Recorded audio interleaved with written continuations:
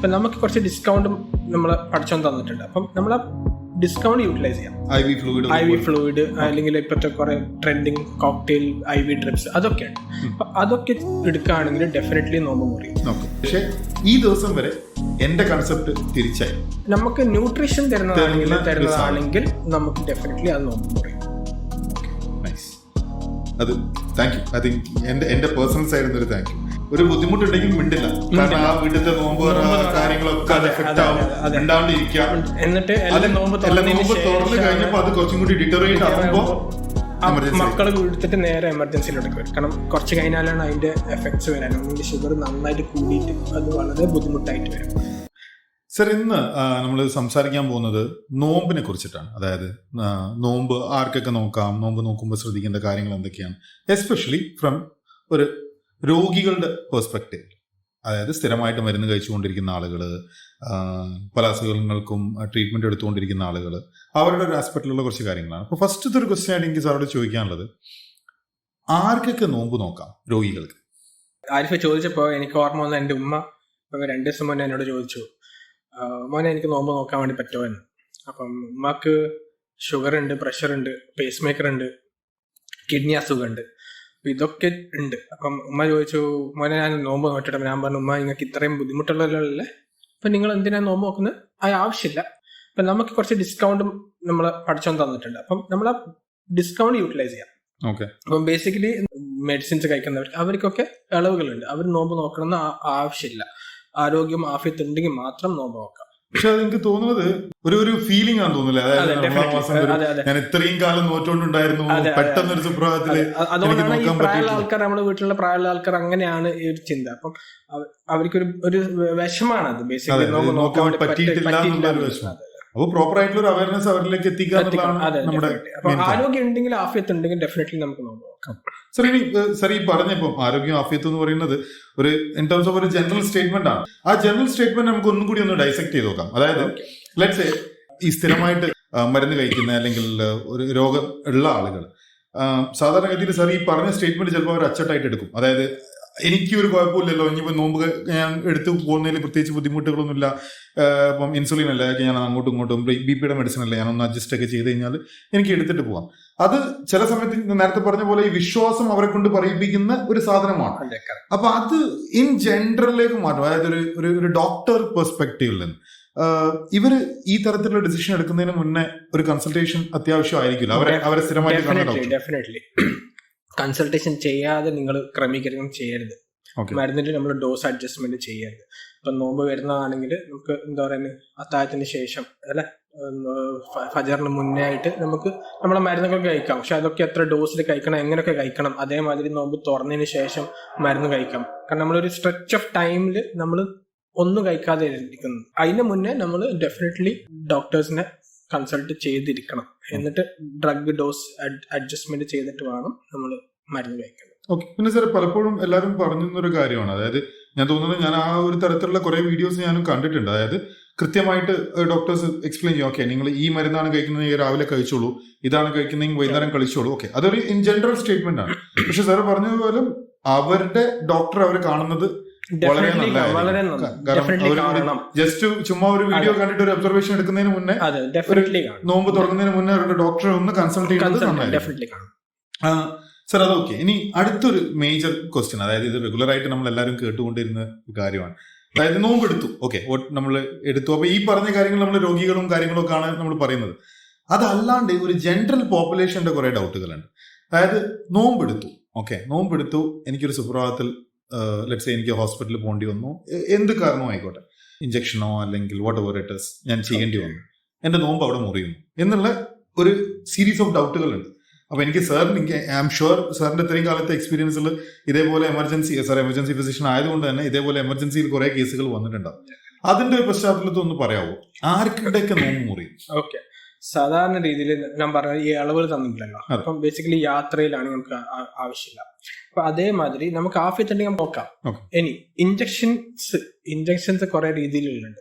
ഒന്ന് നമ്മളെ നറിഷ്മെന്റ് തരുന്ന അല്ലെങ്കിൽ പോഷണം തരുന്ന ഇഞ്ചക്ഷൻസ്, IV ഫ്ലൂയിഡ് അല്ലെങ്കിൽ ഇപ്പോഴത്തെ കുറെ ട്രെൻഡിങ് കോക്ടെയിൽ IV ഡ്രിപ്സ് അതൊക്കെ ഉണ്ട്. അപ്പൊ അതൊക്കെ എടുക്കുകയാണെങ്കിൽ ഡെഫിനറ്റ്ലി നോമ്പ് മുറിയും.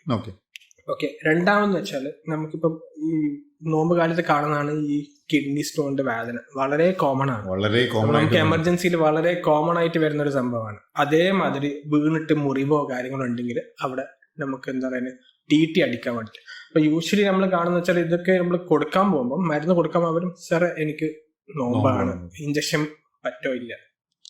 ബേസിക്കലി പറയുക അത് നമ്മൾ പോഷണം തരുന്ന ഒരു ഇഞ്ചക്ഷൻ അല്ല.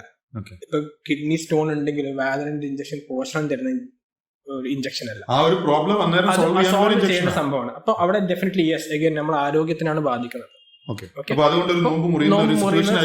ഇല്ല, ഡെഫിനറ്റ്ലി ഇല്ല. രണ്ടാമത് TT അടിക്കുന്നത് നമ്മൾ ഇഞ്ചക്ഷൻ IV ആയിട്ടല്ല, TT അടിക്കുന്നത് ഇൻട്രാമസ്കുലർ ആണ്. അതും നമുക്ക് പോഷണം തരുന്ന ഒരു ഇഞ്ചക്ഷൻ അല്ല. അപ്പൊ ഡെഫിനറ്റ്ലി അതും എന്താ പറയാ നമ്മൾ നോമ്പ് മുറിയില്ല. സത്യം പറയാലോ സാർ, ഞാൻ കുറച്ചു നേരം മുന്നേ നമ്മൾ ഡിസ്കസ് ചെയ്തു, അപ്പോഴാണ് എനിക്ക് മനസ്സിലായത്. പക്ഷെ ഈ ദിവസം വരെ എന്റെ കൺസെപ്റ്റ് തിരിച്ചായി. അതായത് നമ്മള് എന്ത് ഉള്ളിലേക്ക് കയറിയാലോ കുത്തിയാലോ കൂടെ പറയട്ടെ എന്തോന്നല്ല, അത് നമുക്ക് ന്യൂട്രീഷൻ തരുന്നതാണെങ്കിൽ നമുക്ക് ഡെഫിനറ്റ്ലി അത് നോമ്പ് മുറിയും. Okay, nice. അത് താങ്ക് യു. ഐ തിങ്ക് എന്റെ പേഴ്സണൽ സൈഡിൽ നിന്നൊരു താങ്ക് യു. ഇനി അടുത്തൊരു ക്വസ്റ്റ്യൻ സാർ, ബേസിക് ഒരു ആസ്പെക്റ്റില് ഈ നോമ്പിന്റെ സമയത്ത് നമ്മൾ പല ടെസ്റ്റുകളും കാര്യങ്ങളൊക്കെ ചെയ്യാൻ പോകും. അതായത് ഇപ്പോൾ റെഗുലറായിട്ട് ഇപ്പം കാർഡിയോളജിസ്റ്റിനൊക്കെ റെഗുലറായിട്ട് കാണിക്കുന്ന ആളാണെങ്കിൽ അവർക്ക് റെഗുലറായിട്ട് ഒരു പെർട്ടിക്കുലർ പീരീഡിൽ ടെസ്റ്റും കാര്യങ്ങളൊക്കെ ചെയ്യാനുണ്ടാവും. ഒബ്വിയസ്ലി അൾട്രാസൗണ്ട് പോലുള്ള കാര്യങ്ങൾ വെള്ളം കുടിച്ചിട്ട് ചെയ്യുന്ന കാര്യങ്ങൾ എന്തായാലും ചെയ്യാൻ പറ്റില്ല. അത് കൂടാണ്ട് ലെറ്റ്സ് സേ നമുക്ക് ഈ ബ്ലഡ് ഡ്രോ ചെയ്യുന്ന കുറെ ടെസ്റ്റുകൾ ഉണ്ടല്ലോ. ഇപ്പം കൊളസ്ട്രോൾ ചെക്ക് ചെയ്യാൻ അല്ലെങ്കിൽ ഷുഗർ ചെക്ക് ചെയ്യാൻ, ഇതും നോമ്പ് മുറിയലുമായിട്ട് എന്താ ബന്ധം?